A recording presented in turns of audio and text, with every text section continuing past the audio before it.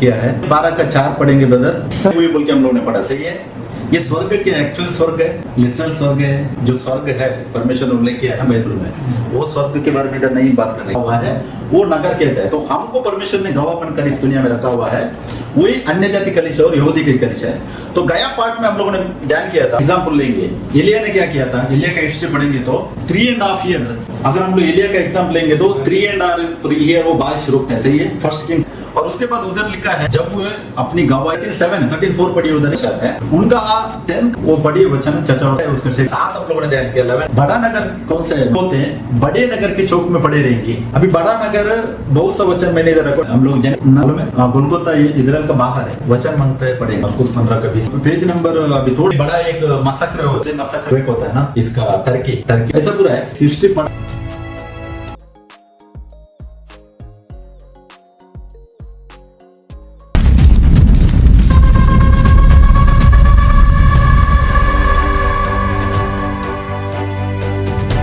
Hallelujah, praise the Lord, praise the Lord. यीशु मसीह के नाम से आप सब लोगों को मैं वेलकम करता हूँ। यीशु मसीह ही सच्चा परमेश्वर और अनंतकालिक जीवन है।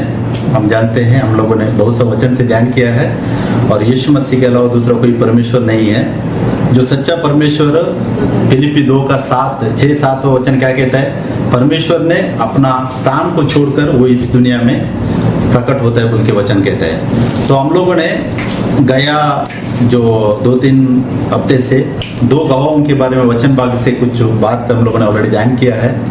आज भी उसी का कंटिन्यूएशन पार्ट 4 में भी हम लोग कंटिन्यूएशन करेंगे, क्योंकि प्रकाशित वाक्य उसका 11 का 1 से 6 वचन तक हम लोगों ने ध्यान किया। आज का जो है 7 और 8वां वचन, क्योंकि 2 वचन ही हम लोग ध्यान कर सकते हैं, बहुत सी बात है उसमें। उसका पहले एक वचन पढ़ेंगे हम लोग बाइबल से, दानियल 12 का 4 पढ़ेंगे ब्रदर। परंतु हे दानियल, तू इस पुस्तक पर मुहर करके इन वचनों को अंत समय तक के लिए बंद रख। बहुत से लोग पूछताछ और ढूंढ करेंगे और इससे ज्ञान बढ़ भी जाएगा। आमीन। दानियल को परमेश्वर क्या कह रहा है, अंत समय तक किसको बंद रखे। सही है। यूहन्ना को परमेश्वर प्रकट कर रहा है, सिमिलर प्रोफेसी से। सही है, प्रकाशित वाक्य में कनेक्टेड है। और दानियल बुक बाइबल में पुराना नियम में कितना बुक मालूम है, दी सिक्वेंशियल कितना नंबर में आता है, 27 नंबर है, 27। और सेम प्रकाशित बुक भी 27 नंबर से सेम इक्वल आया। और दानियल में कितना चैप्टर है, 12। इसमें कितना चैप्टर है, 22। और दानियल का फर्स्ट 6 चैप्टर नॉर्मल प्रोफेसिस है, लेकिन दानियल 7 to 12 तक उसी का कंटिन्यूएशन है। फॉर एग्जाम्पल अगर नेबूकदनेस्सर का हम लोग ड्रीम पढ़ेंगे तो सेम ड्रीम परमेश्वर दानियल को भी देता है, 7वां चैप्टर में पढ़ा है। और लेकिन एक बात एक्स्ट्रा करता है, वो छोटा सिंह के बारे में इसको नहीं कहता है, किसको, नेबूकदनेस्सर को नहीं देता है, दानियल को छोटा सिंह देता है। तो ऐसे ये पूरा सिमिलर कनेक्टेड है, लेकिन दानियल को बोल रहे हैं कि इसको बंद कर। उधर यूहन्ना को खोल के देता है 7 seals. What is that 7 seals, ये इसमें दानियल में दिया हुआ है परमेश्वर, उधर खोल के दिया है परमेश्वर। ओके। और दूसरा आप लोग 12वें चैप्टर में 7 पढ़िए, प्रकाशित 12 का 7, 8, 9 पढ़िए वचन। फिर स्वर्ग में लड़ाई हुई, मिकाएल और उसके स्वर्गदूत अजगर से लड़ने को निकले, और अजगर और उसके दूत उससे लड़े, परंतु प्रबल न हुए, और स्वर्ग में उनके लिए फिर जगह न रही। तब वह बड़ा अजगर अर्थात वही पुराना सांप जो इब्लीस और शैतान कहलाता है और सारे संसार का बरमाने वाला है, पृथ्वी पर गिरा दिया गया, और उसके दूत उसके साथ गिरा दिए गए। ओके, बस देखिए 7 में स्वर्ग पर लड़ाई हुई बोल के हम लोगों ने पढ़ा। सही है। ये स्वर्ग के एक्चुअल स्वर्ग है, लिटरल स्वर्ग है। जो स्वर्ग है परमेश्वर ने उल्लेख किया है ना बाइबल में, वो स्वर्ग के बारे में इधर नहीं बात कर रहे। क्यों नहीं बात कर रहे, ये इधर क्या कहते हैं, मिकाएल और उसके स्वर्गदूत और अजगर से लड़ने के लिए निकले, और अजगर और उसके दूत क्या होते हैं, उसे लड़ते हैं। अभी अजगर बोलेगा तो शैतान है। जब यीशु मसीह ने क्रूस पर जब मरते हैं, एक्चुअली स्पिरिचुअल वर्ल्ड में शैतान को जजमेंट हो गया है। हमको जॉन 16:10 ना, लू को 10 17 18 19 ना, और उसके बाद जॉन उसका 12 का 29-30 में हमको वचन मिलता है कि शैतान को जजमेंट होता है। इधर जो उल्लेख किया हुआ है स्वर्ग, वो एक्चुअली स्वर्ग नहीं है, क्योंकि क्रूस पर जजमेंट अगर ऑलरेडी शैतान को हो गया तो और एक ये दिया था AD 95 में ध्यान देने के। तो प्रकाशित वाक्य जो भी उल्लेख किया है, अभी फॉर एग्जाम्पल स्त्री बोलेगा तो क्या है, चर्च को कन्या कहा गया है, सही है। 2 कोरिन्थियन 11:2 में हमको पढ़ने के लिए मिलता है, चर्च बोलेगा तो कन्या स्त्री है। तो ऐसे इधर स्वर्ग बोलेगा तो ये एक रल्म है जो अधिकार चलता है इस दुनिया का, उसको स्वर्ग। उसमें मिकाएल बोलेगा तो क्या, ट्रू चर्च।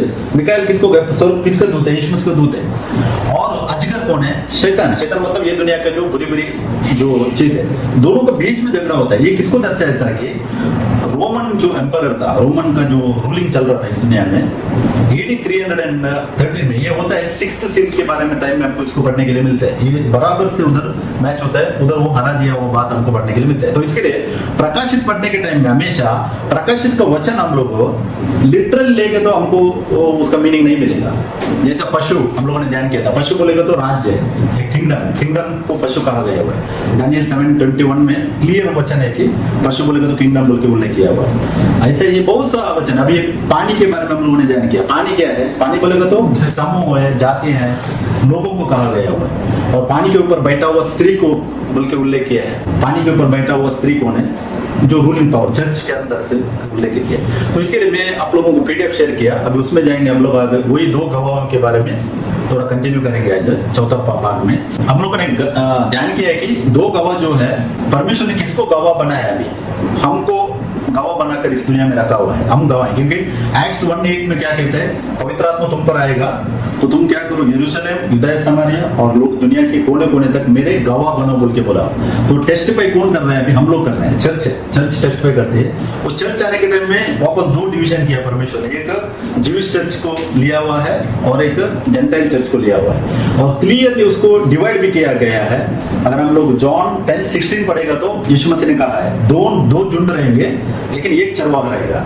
और उसके बाद वापस वो किधर जुड़ता है, Acts 7 चैप्टर तक पढ़ेगा तो सिर्फ यरूशलेम के लिए सुवार्ता दिया जाती है, सुसमाचार। 8th चैप्टर में पूरा स्टेफनस जब मैट्रेड होता है, परमेश्वर का दानियल 70 वीक का टाइम फुलफिल होता है। और 8th चैप्टर में साउल क्या करता है, घर घुसकर लोगों को तकलीफ देने के लिए स्टार्ट करता है। और 9th चैप्टर स्टार्ट होते ही परमेश्वर चुनता है साउल को, क्यों, अन्य जातियों को सोच समझ देने के लिए। उधर से स्टार्ट है परमेश्वर का, आज तक चल रहा है, कितना 2000 साल। वो 2000 साल में प्रकाशित वाक्य का जो भी टॉपिक दिया हुआ है वो 2000 साल तक फुलफिल होने का है। क्योंकि चर्च दुनिया में क्या करेंगे, इतना लोग मर रहे हैं, गवाह बन रहे हैं, ये पूरा चीज हो रही है। तो ये पूरा सीक्वेंशियली परमेश्वर ने फुलफिल किया हुआ है। जब भी हम वचन से ध्यान करेंगे तो हमको मालूम पड़ता है। तो 2 गवाह जो है, एक अन्य जाति कलीसिया है, दूसरी ही जो है यहूदी कलीसिया है। 2 churches are gentile church and Jewish church बोल के स्पष्ट मालूम होता है। क्योंकि जैतून का पेड़ लिखा हुआ है, जैतून का पेड़ क्या है, अभिषिक्त, एनॉइंटेड वन। अभी एनॉइंटेड वन एक पर्सन नहीं है कलीसिया में, सबके सब एनॉइंटेड है, सब लोग एनॉइंटेड है, because we are all same बोलते हैं। गलेशियन 3:28 में पौलुस के द्वारा कहा है हम सब मसीह में एक है। एफेसियन 1:13 में जब भी हम लोग सत्य का सुसमाचार लेंगे, यीशु मसीह के ऊपर विश्वास करेंगे, पवित्र आत्मा की चाप हमारे ऊपर मिलती है। वो दो टाइप का चाप है, एक पवित्र आत्मा से चाप मिलती है और शैतान के चाप के बारे में भी प्रकाशित में उल्लेख है, वो बाद में ध्यान करेंगे। तो इसके लिए अभिषेक हम है, जैतून का पेड़ भी हम है, दीवट भी हम है। दीवट का काम क्या है, उजाला देना। हम लोगों ने ध्यान किया मैथ्यू 5:14 में वचन क्या कहता है, तुम जगत की ज्योति हो। जो नगर पहाड़ पर बसा है वो छिप नहीं सकता है। तुम मतलब वो प्लूरल है, एक से ऊपर है, हम सबको जगत की ज्योति बनाया।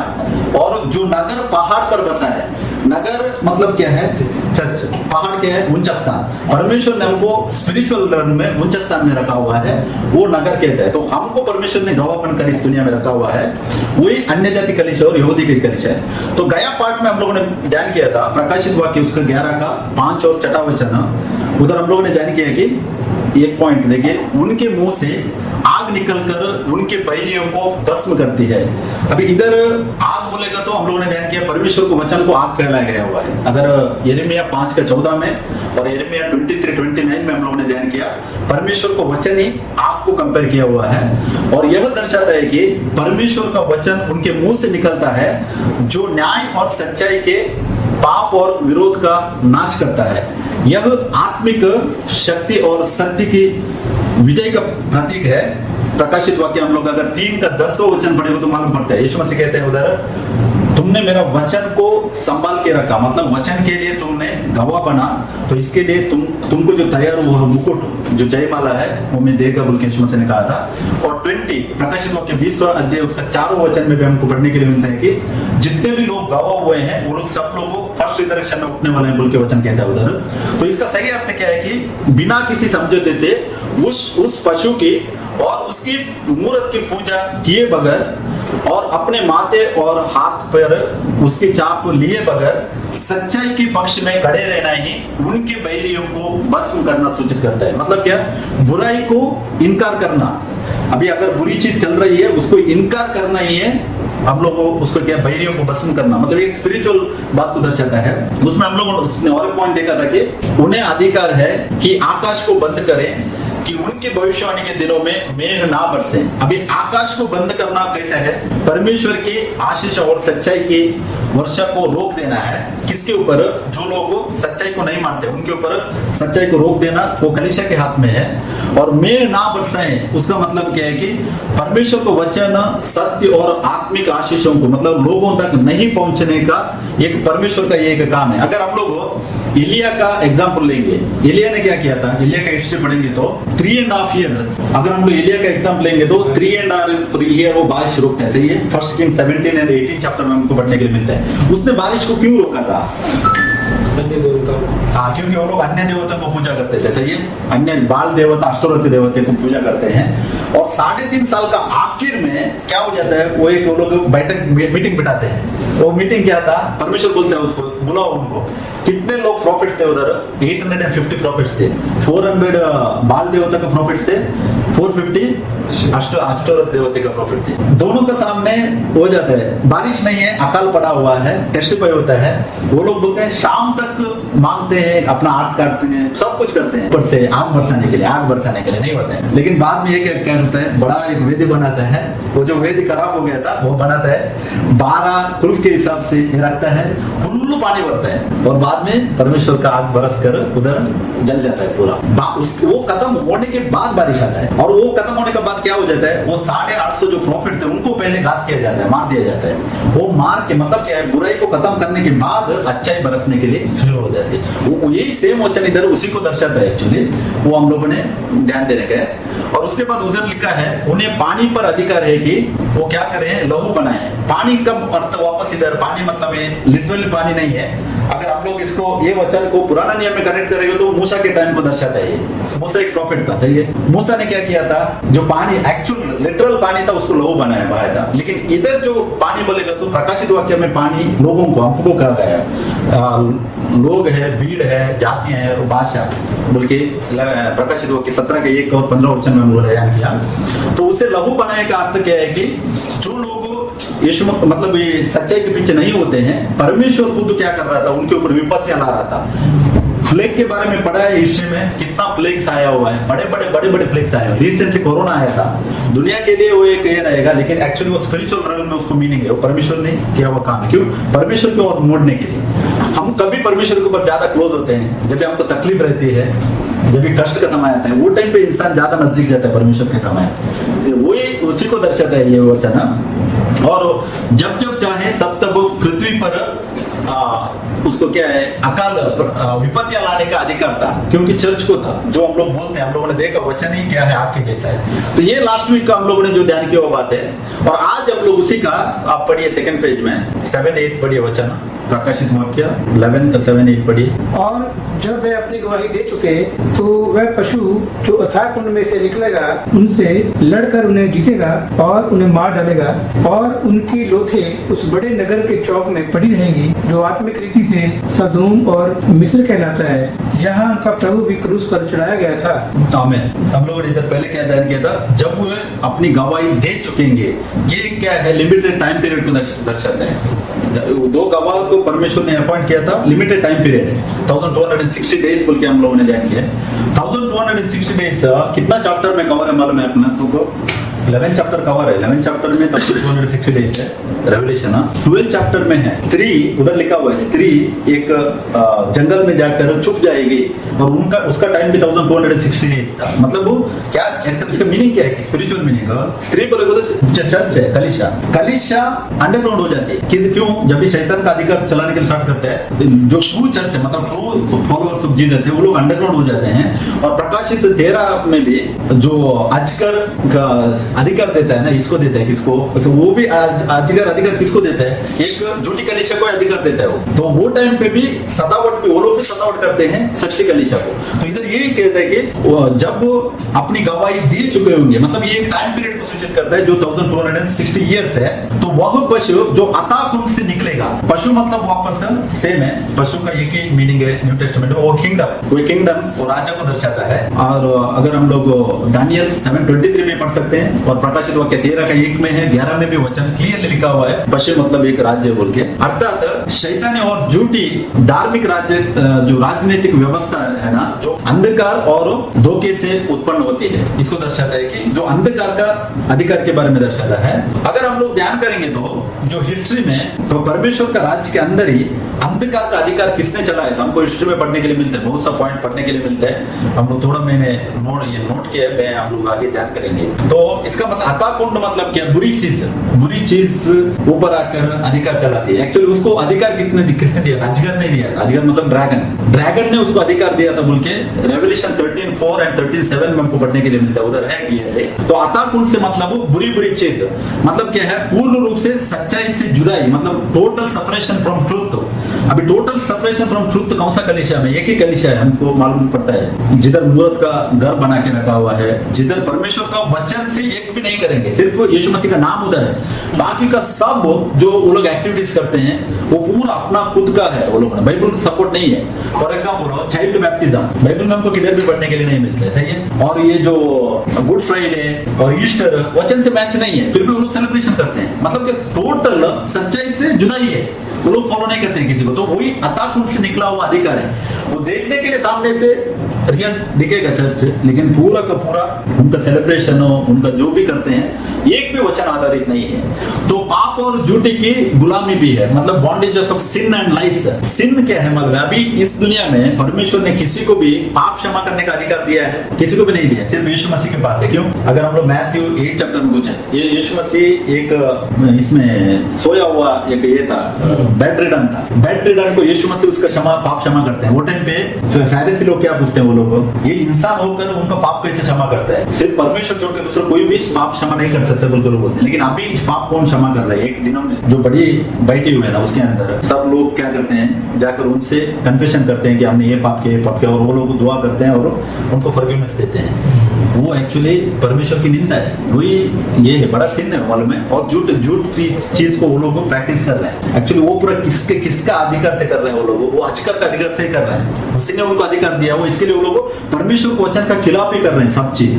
तो उसको दिखाता है और अपना मन मर्जी करते हैं, सब कुछ है अपने को जैसा मांगते हैं उसको लोग ने तोड़ मोड़ किया हुआ है, सब तोड़ मोड़ किया हुआ है। अब यीशु मसीह को रिप्रेजेंट कौन कर रहे हैं इस दुनिया में? एक्चुअली पॉन्टिपस मैक्सिमस बोल के वो अपने आप को टाइटल किया है। पॉन्टिपस मैक्सिमस बोले तो क्या मालूम है? वो लैटिन वर्ड है। पॉन्टिपस मैक्सिमस बोले तो महायाजक। महायाजक कौन है? इब्रानियों में पढ़ने के लिए मिलता है हमको 6, 7, 8, 9 तो महायाजक यीशु मसीह है। लेकिन अभी पॉन्टिपस मैक्सिमस बोल के अपने आप को डिक्लेयर किया हुआ है उसने, मालूम है? वो बैठा हुआ है। मतलब ये पूरा चीज है, ये पूरा किधर है? जो भी कुछ चीज वचन में नहीं लिखा हुआ है उसी को वो करके दिखा रहे हैं कि मेरे को अधिकार दिया है बोल के दिखा, अपने आप को वो रिप्रेजेंट कर रहे हैं। तो वो इसके लिए वो अताकुंड से निकला हुआ वो पशु बोल के हमको स्पष्ट मालूम पड़ता है।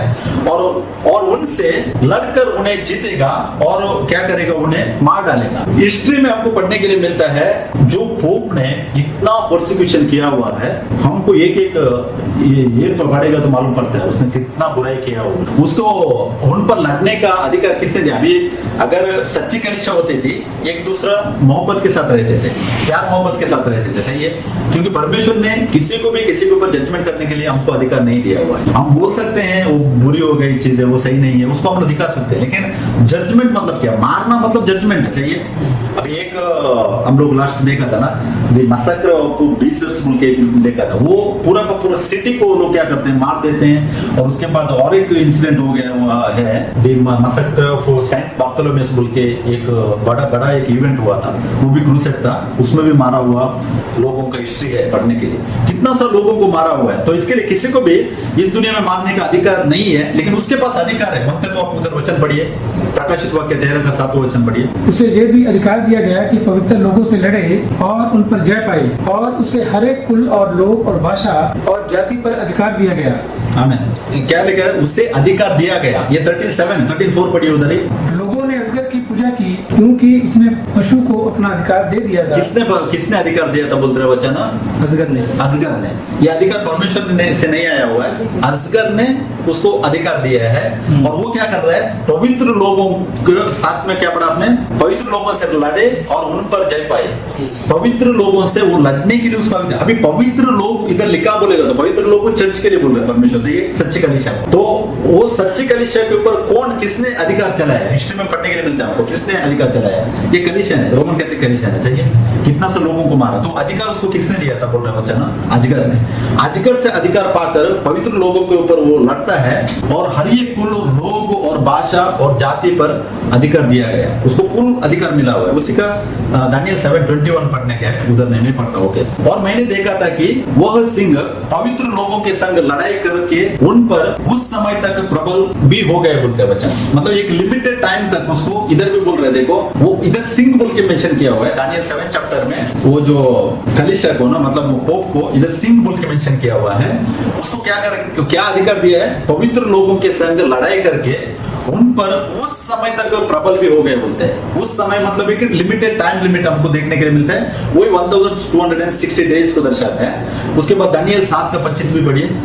और वह परम प्रधान के विरुद्ध बातें कहेगा और परम प्रधान के पवित्र लोगों को पीस डालेगा और समूह और व्यवस्था के बदल देने की आशा करेगा, वरन 3.5 काल तक वह सब उसके वश में कर दिए जाएंगे। आमीन। इधर भी देखिए, परम प्रधान के विरुद्ध बातें करेगा। परम प्रधान कौन है?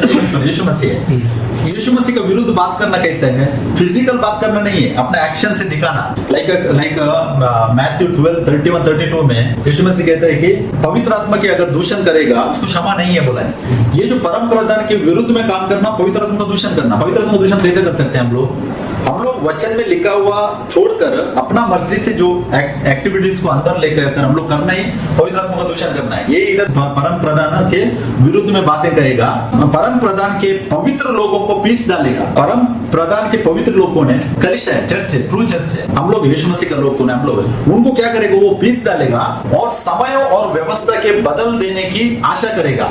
किसने बदला है व्यवस्था? किसने बदला है? उसने बदला है। उनका 10 कमांडमेंट्स है ना, अगर उनका इसमें है ये जाएगा ना, वेबसाइट में जाएगा तो वेटिकन सिटी का 10 कमांडमेंट्स में ये कमांडमेंट वो लोगों ने निकाल दिया हुआ उसमें, मालूम है? जो मूर्त पूजा नहीं करना चाहिए बोल के कमांडमेंट है ना, उसको निकाल कर लास्ट का वो इसमें मिलेगा, हमको जाएगा तो उनका इसमें हम तो मैं आपको भेजेगा बाद में, उसमें ये कमांडमेंट को वो लोग निकाल दिया मूर्त पूजा करते हैं। तो यही वचन है, देखो, व्यवस्था के बदल देने की आशा करेगा और 3.5 काल तक, ये 3.5 काल वापस दानियल 7:25 में 3.5 काल वही है, 42 मंथ्स है, मतलब 1260 डेज है, 3.5 साल वो इधर भी उल्लेख किया हुआ है। तो 3.5 साल कितना जगह में आता है, देखो बहुत सा जगह में आ रहा है बाइबल में, क्योंकि परमेश्वर का गवाह बन रहे थे वही टाइम, और ये टाइम लिमिट वेरी इंपॉर्टेंट है और सबके वश में कर दिया जाएगा बोल के वचन कह रहे हैं। तो ये 3.5 साल में ये पूरा बात उन्होंने किया है, उसको हिस्ट्री भी प्रूफ करते हैं। और ये 3.5 साल कभी से कभी तक है, AD 538 से AD 1798 तक। 538 में पोप को फुल अधिकार मिलता है इस दुनिया में, मतलब कलीसिया में राज करने का अधिकार, तब तक उसको फुल अधिकार नहीं था। और 1798 में जो फ्रांस का पोप था, पियूस है उसका नाम, पियूस 7, उसको पकड़ के अंदर डालते हैं। 18 महीने तक वो जेल के अंदर रहते, 18 महीना। और वो कौन किया था मालूम है? Napoleon Bonaparte. नेपोलियन बोनापार्ट को परमेश्वर ने राइज किया था। नेपोलियन बोनापार्ट कौन है? नास्तिक। वो एक ग्रुप फ्रांस में परमेश्वर राइज करता है, उनका सिद्धांत क्या है कि परमेश्वर है ही नहीं है, रीजन ये एक परमेश्वर बोल के वो लोग सिद्धांत लाते हैं। रीजन मतलब परमेश्वर बोल के कोई नहीं है, यीशु मसीह में परमेश्वर नहीं है बोल के लोग बोलते हैं, सिर्फ रीजन है। आप बोल रहे हैं कि रीजन है, रीजन इज गॉड बोल के उनका तत्व था। नेपोलियन बोनापार्ट को रेस करते हैं परमेश्वर, पूरा का पूरा जो मोनार्की था, मतलब वन मैन रूलिंग था, जितना भी कंट्रीज के ऊपर एक एक किंग बैठा था, सबके सबको खत्म करता है, सिर्फ इंग्लैंड के एक किंग को छोड़ के सबको मार देता है वो। और पोप को, मेन अधिकार चलाने वाला पोप को पकड़कर जेल में डालता है, 18 महीना जेल के अंदर रहता है। 18 महीना एक धार्मिक मुखंड हेड बैठा है यीशु मसीह का पॉन्टिपस मैक्सिमस का पोजीशन में, महायाजक होकर बैठा हुआ पोप को अंदर डालते हैं और उसको क्या करता है, उधर वो मर जाता है, उधर प्रिजन में मर जाता है। उसके बाद वो उधर से वो स्टार्ट करता है उसका पावर को खो देने के लिए। 1870 में कंप्लीट वो खो देता है, यूरोप को ऊपर का जो भी अधिकार था वो खो देता है। लेकिन वो क्या करता है, इटली का जो ये है ना कैपिटल वेटिकन सिटी रोम, उधर वो अपना घर बसाता है, सिर्फ उसी का सेपरेट कंट्री बना देता है और उसके ऊपर रूलिंग स्टार्ट करता है। मतलब अभी सिर्फ उसको क्या है, रोमन कैथोलिक कलीसिया के ऊपर ही उसको अधिकार है, पूरा दूसरा पूरा अधिकार उसका गया है। तो ये भी 1260 डेज मतलब 1260 ईयर्स एग्जैक्टली वो टाइम लिमिट कंप्लीट हो जाता है। तो देखिए ये पीडीएफ में मैंने देखा है, उनको वो टाइम पे तकलीफ देता हुआ इंस्ट्रूमेंट कैसा था, उसमें मैंने पीडीएफ चेयर जो मारने वाला चेयर था बैठकर कैसा है, देखिए तेल में डालने वाला वो देखिए कैसा वो लोगों ने बनाया था सिस्टम। और जो पैर काटने का यूनिट, पैर को बांध कर लॉक कर उसको काटने का एक यंत्र बनाया था वो लोगों। उसके बाद स्कल क्रैकर, स्कल को ये करने का तोड़ने का ये किया है। उसके बाद सौ देखो, सौ कट्टर कैसे वैसे उल्टा लटकाते हैं और बीच में से सौ से काटते हैं। हम सोच सकते हैं, ऐसा नहीं सोच सकते, लेकिन एक्चुअली कलीसिया ये पूरा तकलीफ से गुजरी हुई है। उसके बाद टंग स्लॉटर करना देखो, उसके लिए भी एक यूनिट बनाया हुआ है। ये सिर्फ एक वन पार्ट है, थोड़ा पिक्चर्स डाला है, इससे भी बहुत खतरनाक है बोलते हैं। इन दी बिगिनिंग AD 300 तक वो लोग क्या कर रहे थे, रोम का वो जो उनका ये था ना, क्या बोलते हैं उसको, रोम का वो फोर्ट, उनका फोर्ट था, मतलब वो उसके अंदर बीच में छोड़कर लोगों को, मतलब मछली लोगों को सिर को छोड़ना और जानवर को छोड़ना और उनको फिश डालना, ये पूरा कर रहे थे। वो टाइम एक्चुअली ये नहीं था, इसका नहीं है, वही ड्रैगन अधिकार चला रहा था वो टाइम की बात है। उधर से बाद में वो बीस्ट क्या हो जाता, चेंज हो जाता, ड्रैगन बीस्ट में बदल जाता है, उसके बाद सेकंड बीस्ट में आ जाता है। तो वचन में हमको पढ़ने के लिए मिलता है ना, पहले ड्रैगन रहता है, ड्रैगन अपना पहला मृग बाद में हो जाता है, उसके बाद सेकंड मृग के बारे में पढ़ने के लिए मिलता है। वो 1 by 1 हम लोग नेक्स्ट ध्यान करेंगे। तो इतना पूरा किया हुआ बात है। प्रकाशित वाक्य 17 का वो पढ़िए वचन, छठा वचन उधर ही नीचे देखो। और मैंने उस स्त्री को पवित्र लोगों के लहू और यीशु के गवाहों के लहू पीने से मतवाली देखा और उसे देखकर चकित हो गया। चकित हो गया, वही अभी इधर क्या लिखा है, मैंने उस स्त्री को देखा, इधर वापस स्त्री उल्लेख किया हुआ, ये चर्च है, स्त्री को चर्च को स्त्री कहा गया हुआ है। वो लोग भी क्लेम करते हैं अपने आप, वो लोग भी चर्च से बोलते हैं, सही है। इधर वचन देखिए बोलता है, उस स्त्री को पवित्र लोगों के लहू और यीशु के गवाहों के लहू, दो चीज मेंशन किया, सही है। पवित्र लोग कौन है, हम लोग ये कलीसिया है अभी, और यीशु के गवाह कौन है, वो भी हम ही है गवाह। वो लहू पीने से मतवाली देखा, मतवाली मतलब वो चढ़ गया उसको, नशे में है, सही है। क्या पीकर, लहू पीकर वो मतलब मतवाली होती है। और उसे देखकर मैं चकित हो गया। यूहन्ना ये देखकर क्या हो जाता है, सुन्न हो जाता है, मतलब उसको शौक लगता है। क्यों, कलीसिया पवित्र लोगों का और यीशु का गवाहों का लहू पी रही है, चर्च पी रही है, दूसरा कोई नहीं है। चर्च के अंदर ये बात हो रही है, स्त्री उल्लेख किया मतलब चर्च पी रही है। तो इतना एक इसमें से चर्च गुजरा हुआ है, ये हम ध्यान देने का है। और ये पवित्र लोग जो है वो चर्च बोल के क्लियर है। और एक वो लोगों को सतावट है ना उनका, एक मिडिल ऑफ द एजेस में, मतलब 15th सेंचुरी में पोप को लगा के वो अपना अधिकार खो रहा है। एक हिस्ट्री पढ़ने के टाइम में ये आता है, सिचुएशन आता है ऐसा, पोप एक बार अधिकार खो देता है। अगर हम लोग, क्योंकि 11th सेंचुरी से 15th सेंचुरी तक बहुत से लोग रेजिस्ट करने के लिए स्टार्ट करते हैं, पोप का अधिकार को विरोध करने के लिए स्टार्ट करते हैं बहुत से लोग। वो टाइम पे क्या करता है, पोप बहुत कोशिश करता है उसको सत्ता बचाने के लिए। ये 15th सेंचुरी में लैटिन काउंसिल बिठाया था। आप लोगों ने आप लैटिन काउंसिल के बारे में जानते हैं कि नहीं मालूम है। 5th लैटिन काउंसिल का 9वें सत्र में पोप एक घोषणा करता है, पढ़िए उधर नीचे मैंने लिखा है। वो एक्चुअली ये सोर्स मतलब ये नहीं है, फेक नहीं है, रियल सोर्स हिस्ट्री में मिलेगा हमको। 15th सेंचुरी में हुआ था वो पढ़िए। रोमन कैथोलिक कलीसिया ने घोषणा की, अब पोप पोप के शासन और धर्म का विरोध समाप्त हो गया है। अब कोई विरोधी नहीं बचा है। आमीन। संपूर्ण ईसाई जगत अपने आप को 1514 में एक लैटिन काउंसिल बहुत बैठा था। फिफ्थ लैटिन काउंसिल में टोटल 11 बैठक बैठे थे। बैठक मतलब क्या है हमारा परिषद में बोलेगा तो एक मीटिंग होने बोलते हैं। वो मीटिंग में 9th मीटिंग होने के टाइम में पोप डिक्लेयर करता है, देखिए इंग्लिश में ऐसा है उसका statement, the whole body of Christ home is now seen to be subjected to its head the pope, there is an hand of resistance, मतलब वो फिनिश हो गया, रेजिस्ट करना फिनिश हो गया बोल के ऑफिशियली पोप क्या करते हैं, अनाउंस करते हैं। मतलब जितने भी लोग थे रेजिस्ट कर रहे थे सबको मैंने मार दिया, अभी कोई भी रेजिस्ट करने वाला नहीं है, अभी मैं ही मेन पोजीशन लेके बैठा हूं बोल के 1514 में वो ये करता है, अनाउंस करता है मालूम है। और 1517 में मार्टिन लूथर कभी रेज हो गया था 1517 मतलब अक्टूबर 31 कुछ है। वो किधर कनेक्टेड मालूम है, इसका नेक्स्ट वचन है पढ़ा रहेगा ना, वो लोते हैं क्या मरकर पड़े रहते हैं, एग्जैक्टली 3.5 साल में 3.5 दिन में रेज होते हैं बोल के लिखा हुआ है ना, वो मार्टिन लूथर को दर्शाता है। मतलब 1514 में ये जो अनाउंसमेंट है ना, ये ऑफिशियल अनाउंसमेंट वेबसाइट में है उनका। पोप ने डिक्लेयर किया था कि मेरे को रुका रेजिस्ट करना, मतलब जितने भी लोग खड़े थे 11th सेंचुरी में, 12th सेंचुरी में, 13th सेंचुरी में बहुत से लोग खड़े थे, तो सब लोगों को मार देता है। मार कर क्या करता है 1514 मई 14 को ये अनाउंस करता है कि अभी पूरा फिनिश है, जितने भी लोग विरोध करने वाले पूरा खत्म हो गए हैं, अभी कोई भी विरोध करने वाला नहीं है बोल के वो ऑफिशियल अनाउंसमेंट करता है। एग्जैक्ट 3.5 साल के बाद मार्टिन लूथर रेज होता है, 95 थीसिस लेकर रोमन कैथोलिक टेंपल के सामने चढ़ देता है।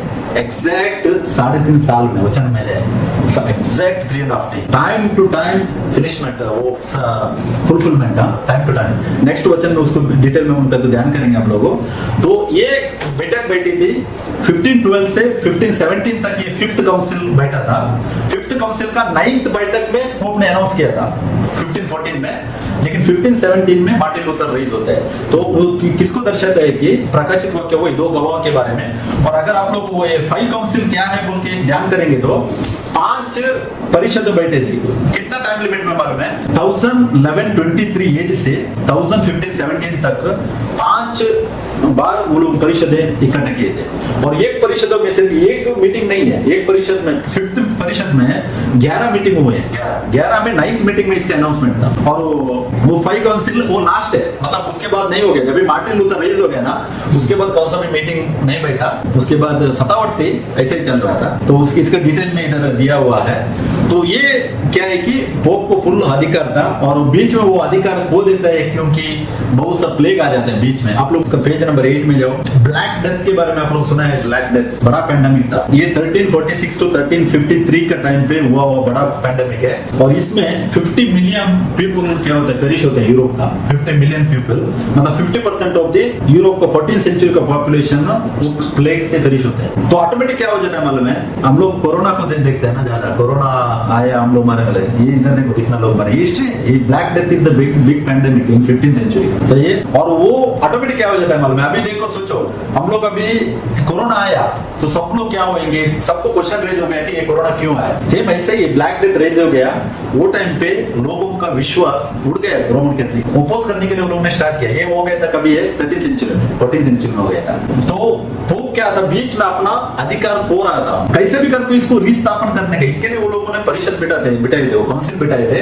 और काउंसिल में बहुत सा बात वो लोगों ने अनाउंस किया, लेकिन अनाउंस किया पूरा फुलफिल नहीं किया। जैसा पॉलिटिशियन लोग क्या करते हैं, वादा करते हैं ना, वादा करते हैं हम ये करेंगे वो करेंगे, लेकिन करते कुछ नहीं है। सेम इसने भी ऐसे ही किया, बहुत सा रूल्स एंड रेगुलेशन चेंज किया, मतलब अपना सत्ता बचाने का, अपना अधिकार बचाने के लिए, लेकिन कुछ भी हकीकत में उसने नहीं लेके आया। वो हिस्ट्री हमको पढ़ने के लिए मिलता है। तो उसका सबसे बड़ा अनाउंसमेंट क्या था कि पोप का, अब पोप के शासन और धर्म का कोई विरोधी नहीं बचा है, संपूर्ण मसीह जगत अब पोप के अधीन है। पोप ने अनाउंसमेंट किया था कि फुल मेरा अधीन है, कोई भी नहीं बचा है। 15-14 सेंचुरी में और 15-17 सेंचुरी में मार्टिन लूथर रेज होता है। ये हिस्ट्री हमको पढ़ने के लिए मिलता है, हिस्ट्री का पूरा रेफरेंस दिया हुआ है। और 18th सेंचुरी में सच्चाई में पोप अपना अधिकार खो देता है। ये परमेश्वर का प्लान था। पोप का प्लान सक्सेसफुल नहीं होता है, परमेश्वर का प्लान सक्सेसफुल होता है, हमेशा हम जानते हैं। तो 18th सेंचुरी में वो फुल खो देता है और उसके बाद उसका खत्म हो जाता है। ओके, उसका पेज नंबर अभी 10 में जाओ, 11 8 पढ़ो। अभी 11 7 हम लोगों ने ध्यान किया, 11 8 पढ़ो। और उनकी लोथी उस बड़े नगर के चौक में पड़ी रहेगी जो आत्मिक रीति से सदोम और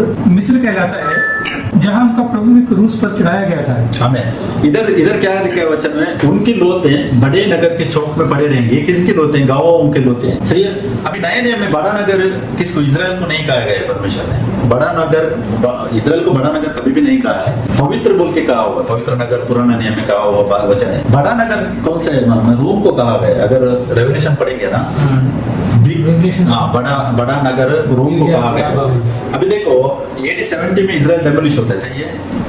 बाद में रिस्थापन होता है AD 1948 में। मतलब तकरीबन 1900 ईयर्स इजराइल नहीं था। इजराइल है ही नहीं है, तो इजराइल को उल्लेख ही नहीं आएगा। इजराइल तो बाहर है, खत्म हो गया था ना इजराइल। तो बचा कौन? रोम है। रोम है। तो इधर वचन क्या कह रहा है? 11 का वचन में हम लोगों ने पढ़ा कि उनकी लोतें बड़े नगर के चौक में पड़े रहेंगी। अभी बड़ा नगर, बहुत सा वचन मैंने इधर रिकॉर्ड किया। देखो रेवल्यूशन 11:8 में हम लोगों ने बड़ा नगर रोम कहता है। 14:8 है, 17:18 में भी है, 18 का 10 में भी है, 18 का 16 में भी, 18 का 18 में, 18 का 19 में, ये पूरा बड़ा नगर उल्लेख किया हुआ है। रोम को, रोम बड़ा नगर है। गवाहों का शव किधर पड़ा रहेगा? बड़े नगर रोम में पड़ा रहेगा। लेकिन अभी तक जो टीचिंग हमको मिला हुआ है, वो लोग क्या बोलते हैं? इजराइल में पड़ा रहेगा बोलते हैं। सही है। जो दो गवाह आकर किधर मरेंगे बोलते हैं? इजराइल में बोलते हैं सब लोग। सही है ना। वो लोग भी उसी को लेते हैं। लेकिन वचन इधर इजराइल को नहीं कह रहे, रोम में कह रहा है, बल्कि क्लियरली वचन इधर दिख रहा है। और आत्मिक रीति से उसको सदोम और मिस्र कहा गया हुआ है। सदोम क्यों कहा है? अभी इजराइल सदोम नहीं है। सही है। रोम तो सदोम ले सकते हैं हम लोग। क्यों? क्योंकि सोडोमाइजेशन क्या है? सेक्सुअल एक्टिविटीज पूरा, मतलब वो सेम जेंडर सेक्सुअल एक्टिविटी, और मेरा उसका परिस्थिति सेम उधर मिलेगा। एग्जैक्टली। वो हम लोग जेनेसिस 19 चैप्टर पढ़ने के टाइम में, लूट के टाइम में पढ़ने के लिए मिलते हैं। जब भी यीशु मसीह के साथ दो दूत थे, वो लोग सदोम में जाते हैं। सदोम में जाकर लूट के घर पे रुकने के टाइम में पूरा का पूरा गांव आकर बोलते हैं कि उनको दे दो, हमको बोलते हैं, दो दूत को, सर्वदूत। लेकिन वो टाइम पे लूत क्या बोलते हैं? लूत बोलते हैं कि मेरा 2 बेटियां हैं, अभी तक वो लोग क्या वर्जिन है, उनको ले लो, लेकिन इनको छोड़ दो। बोले तो लोग नहीं मानते हैं। वो टाइम पे उधर क्या करते हैं? ये 2 दूत उनको अंधा बना देते हैं, इसके लिए वो लोग बच जाते हैं उधर। तो ये सिचुएशन रहता है। सेम इधर उल्लेख किया हुआ है। देखो प्रकाशित वाक्य 11:8 में क्या कहता है? आत्मिक रीति से उनको सदोम और मिस्र कहा गया हुआ है। आत्मिक रीति से, स्पिरिचुअल, नॉट फिजिकल सदोम। वचन ध्यान दे दो, आत्मिक रीति से लिखा है। Spiritually they are called as Sodom because of the activity. Sodomization मालूम है? अभी रिसेंटली थोड़ा बहुत से बाहर आ रहे हैं। बहुत सोडोमाइजेशन रोमन कैथोलिक में होता था, आपको मालूम है? वो लोग उधर का प्रीस्ट लोग शादी नहीं करते थे ना, प्रीस्ट शादी नहीं करते हैं, और नन्स भी शादी नहीं करते हैं। एक्चुअली ये नन्स आया था, नन्स का हिस्ट्री में पढ़ा है आप लोगों ने।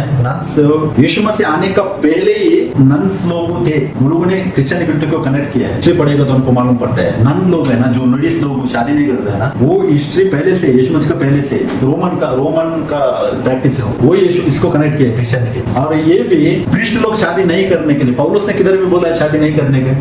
हाँ, पौलुस बोलते हैं शादी नहीं करेगा तो अच्छा है, लेकिन करेगा तो और अच्छा है बोला उसने। क्यों करेगा तो अच्छा है? क्योंकि शरीर की इच्छा जो है वो कोई भी उसमें क्या वो स्टार्ट हो जाएगा, ये सेम एक्टिविटी स्टार्ट होएगा। तो इसके लिए इसको आत्मिक रीति से सदोम और मिस्र भी कहलाया गया। मिस्र क्यों कहा है? मिस्र में क्या हो रहा था? मूर्त पूजा, गुलामगिरी। मूर्त पूजा किधर होती है? मिस्र में स्टार्ट हो गया था। जो लोग वापस आने के टाइम में वो लोग इजिप्ट में आए। इजिप्ट कहा गया है क्योंकि मूर्त का घर बोलते हैं इजिप्ट को। और स्लेवरी मतलब क्या है?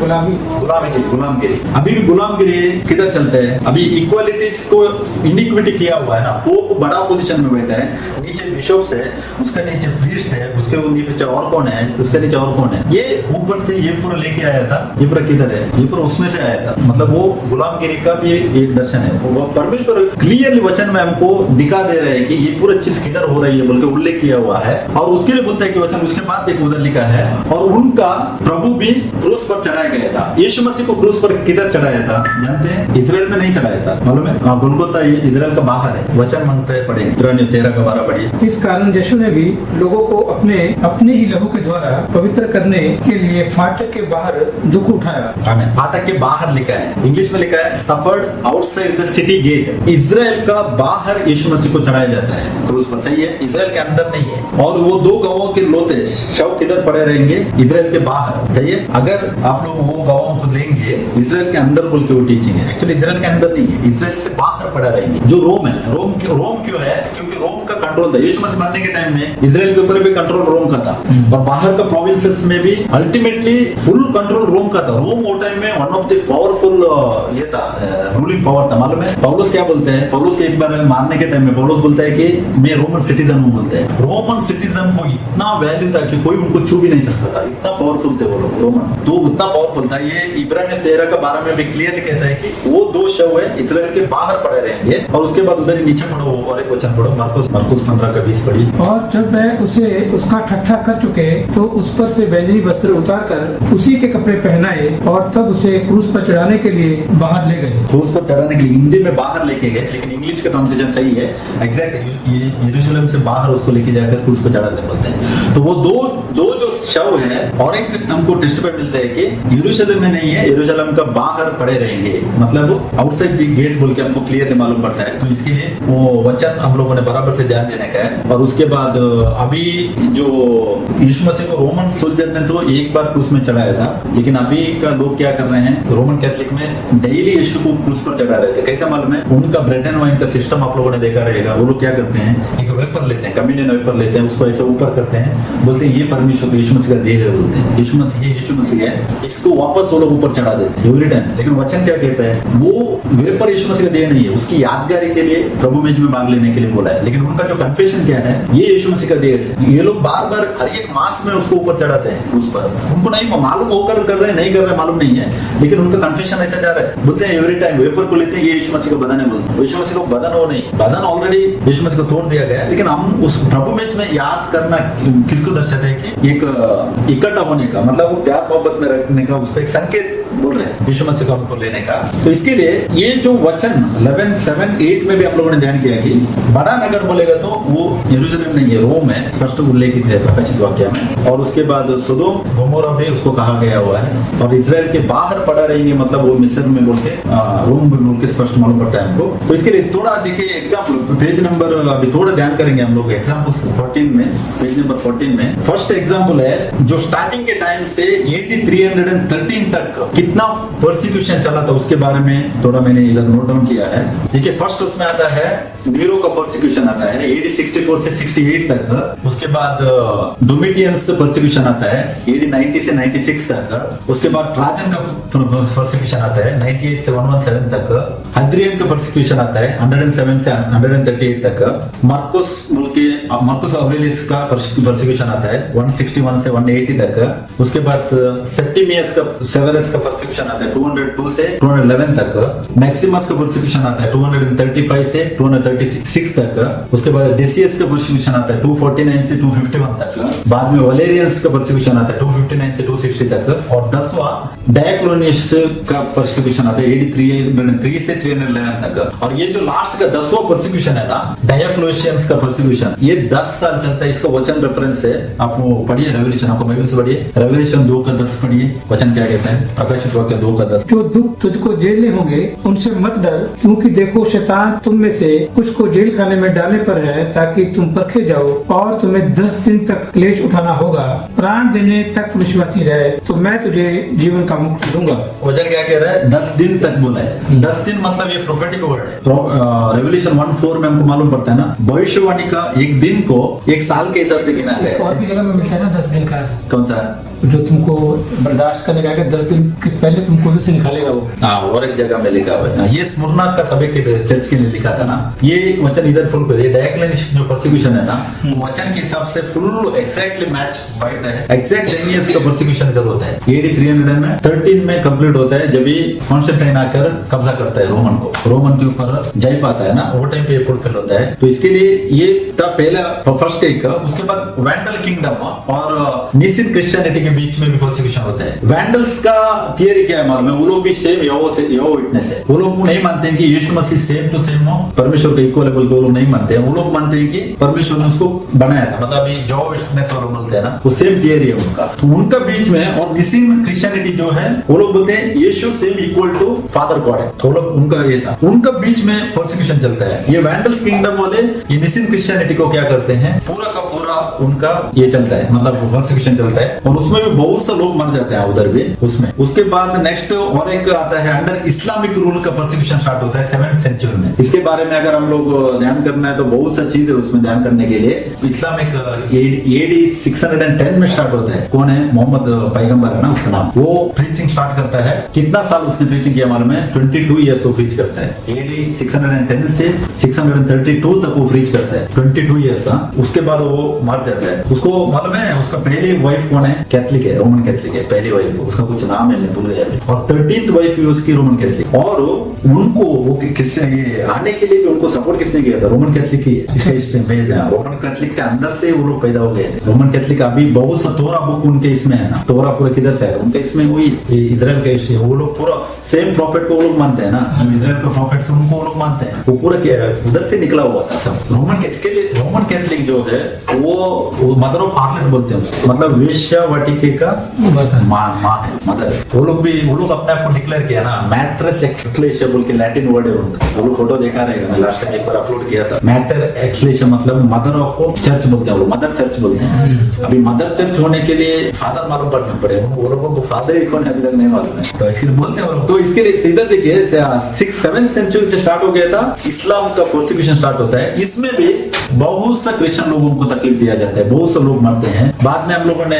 नेक्स्ट स्टार्ट किया था 4th पॉइंट, वाल्डेंशियंस। हम लोग लास्ट वीक ध्यान किया था। वाल्डेंशियंस कभी से रेज हो गए थे? 12th सेंचुरी में रेज हो गए थे। 12th to 15th सेंचुरी तक वाल्डेंशियंस जो ट्रू क्रिश्चियन से उनको रोमन कैथलिक तकलीफ देता है। बहुत से कितना 1700 लोग मर जाते हैं। उसके बाद अल्बिगेंसिस क्रूसेड चलता है, कैथरिज्म 11th सेंचुरी से 13th सेंचुरी तक वही चलता है। उधर भी 2 लाख से 1 मिलियन लोग तक मर जाते हैं। बाद में उसके बाद परसिक्यूशन आगे चलता है।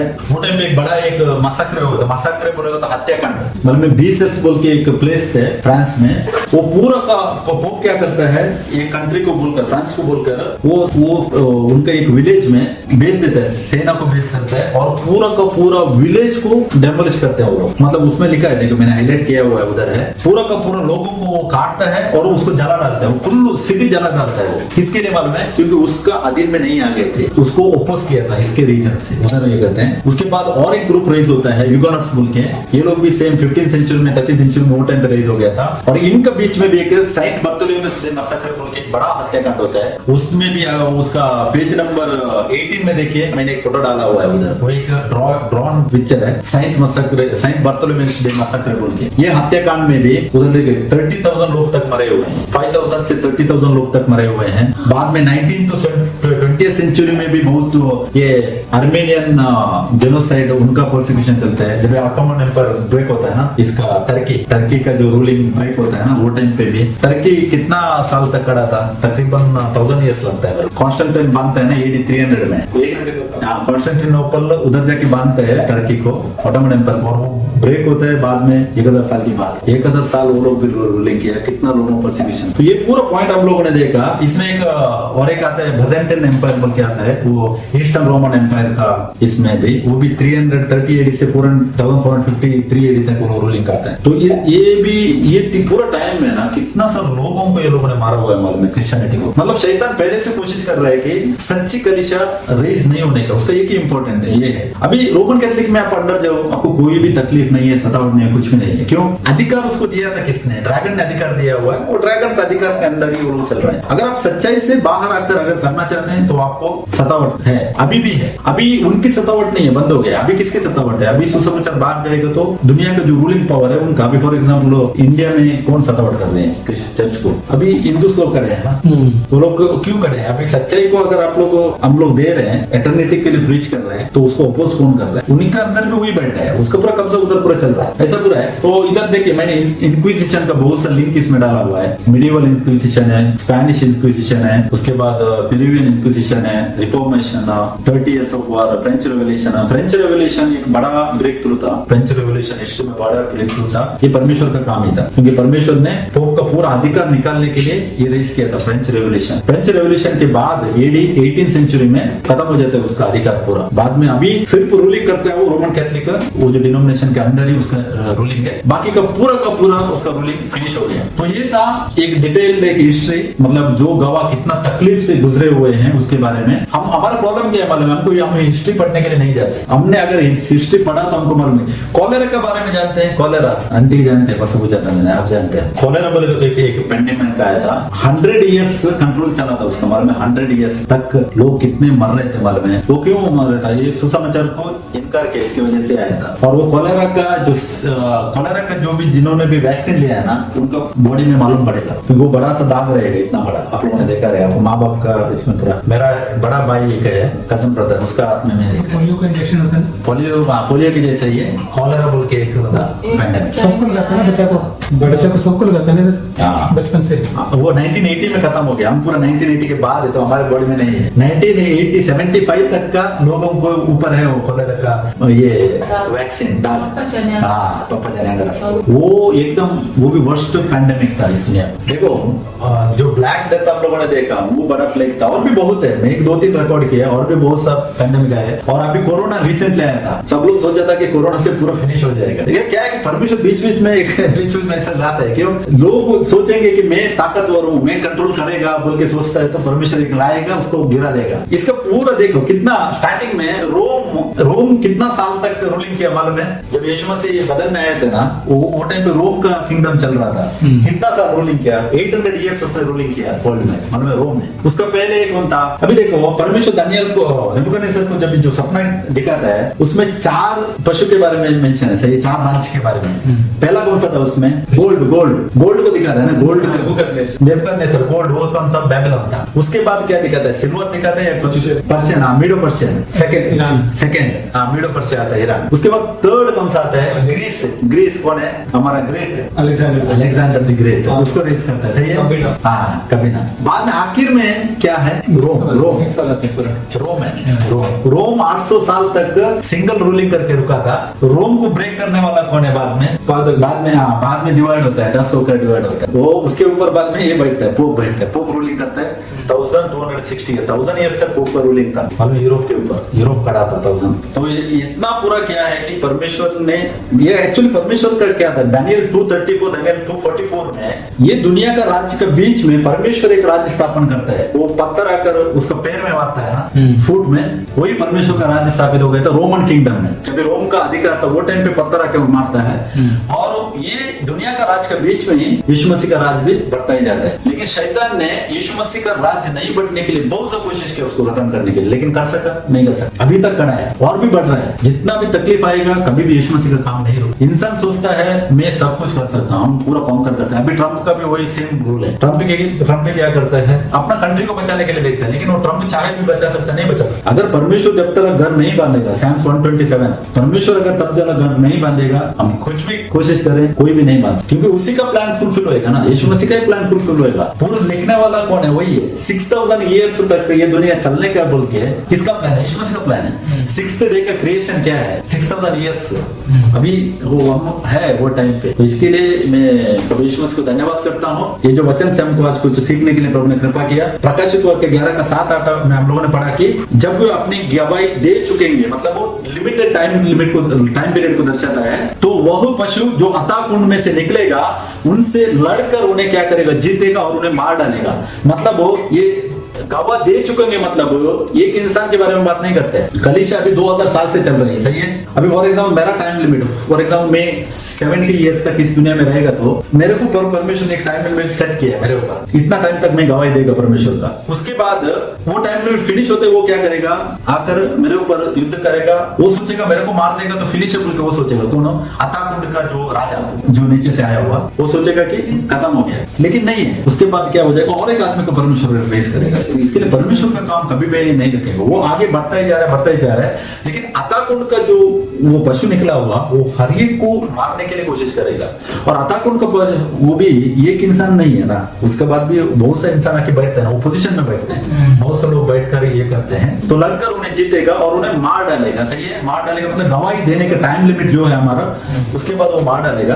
बाद में 8वां वचन हम लोगों ने ध्यान किया कि उनकी लौतें क्या है, उस बड़े नगर के चौक में में पड़े रहेंगे। बड़ा नगर मतलब रोम है। जितने भी गवाही दिए हैं सब लोग यूरोप में मरे हुए हैं, रोम के अंदर मरे हुए हैं बोल के हम लोग ध्यान किया। और जो आत्मिक रीति से स्पिरिचुअली उसको सोडोम कहा गया हुआ है बिकॉज ऑफ दी सोडोमाइजेशन एक्टिविटीज, मतलब उनका जो बुरी बुरी काम बुरी बुरी चीज के लिए उसको सोडोम कहा गया हुआ है। और उसको मिस्र भी कहता है क्योंकि मूरत का घर है। अभी कलीसिया में मूरत का घर एक ही है, हम जानते हैं रोमन कैथोलिक डिनोमिनेशन, सही है, पूरा मूरत का घर बनाया हुआ उसने। और उसके बाद उनका प्रभु भी उसी जगह पर क्रूस में चढ़ा गया, मतलब वो रोम पे क्रूस में चढ़ाया गया था। यीशु मसीह इजराइल में नहीं चढ़ाया, वो रोम पे चढ़ाने के लिए भी एक मीनिंग है उसका, मालूम है। बड़े प्रॉफिट को सब प्रॉफिट इजराइल में मरे। यीशु मसीह खुद कहते हैं, लूका में कुछ वचन है, यीशु मसीह बोलते हैं कि प्रॉफिट आकर इजराइल में मरना चाहिए, लेकिन एक ही एक प्रॉफिट है इजराइल का बाहर मरता है, वो बड़ा प्रॉफिट है यीशु मसीह। क्योंकि ये किसको दर्शाता है कि परमेश्वर का उनके ऊपर जो स्पिरिचुअल ये था ना होल्ड इजराइल के ऊपर, वो फिनिश है, उसको भी बाहर डालते हैं वो लोग। बेटे को एक बगीचा का एक एग्जांपल देता है यीशु मसीह। एक धनी व्यक्ति क्या करता है, बगीचा बनाता है और वो काम वालों को हैंड ओवर करके चला जाता है। बाद में एक सेवक को बेचते हैं, दूसरा किसको वो लोग मारते हैं, किसको भगाते हैं, आखिर में क्या करते हैं, खुद अपने बेटे को बेचते हैं। सोचते हैं कि मेरा बेटे को ये लोग को रेस्पेक्ट करेंगे, लेकिन वो लोग क्या सोचते हैं, वारिस ये एक ही है, वारिस है, अगर इसको मारेंगे हम तो फिनिश है। तो उसको मार कर क्या करते हैं, वो भी मारते हैं, किधर बाहर मारते हैं उसको, बगीचा के बाहर मारते हैं। वो किसको दर्शाता है कि उसके बाद कोई भी नहीं आने वाला है। AD 600 में और एक प्रॉफिट राइज हो गया था, कौन है, मोहम्मद। अभी यीशु मसीह के बाद कोई भी प्रॉफिट इस दुनिया में नहीं आया, तो मोहम्मद कैसा प्रॉफिट होकर आया, वो झूठा प्रॉफिट है। तो इसके लिए फॉल्स प्रॉफिट, और कलीसिया के अंदर भी बहुत फॉल्स प्रॉफिट है, हम जानते हैं। अपने आप को जो प्रॉफिट बोलते हैं वो लोग एक्चुअली, अभी कलीसिया नए नियम में परमेश्वर ने कलीसिया को प्रॉफिट कहा हुआ है, एक इंसान प्रॉफिट नहीं है, कलीसिया। अभी दो गवाह भी इधर कलीसिया गवाही दे रही है, कलीसिया प्रॉफिट है। तो उस चीज को हम लोग बराबर से ध्यान देने के, तो इसके लिए मैं प्रभु यीशु मसीह को धन्यवाद करता हूँ। बहुत ज्यादा टाइम गया आज मैसेज में, तो प्रभु यीशु मसीह को धन्यवाद करता हूँ, एक वचन से ध्यान करने के लिए कृपा किया। और जो वचन का अर्थ बताने वाला भी कौन है, प्रभु यीशु मसीह है। और वचन को बहुत सारी चीज को सीखने के लिए भी प्रभु यीशु मसीह सहायता कर रहे हैं, इसके लिए मैं धन्यवाद करता हूँ। और प्रभु यीशु मसीह को सारा प्रशंसा में दे। जय मसीह की। आइए ब्रदर दुआ करेंगे।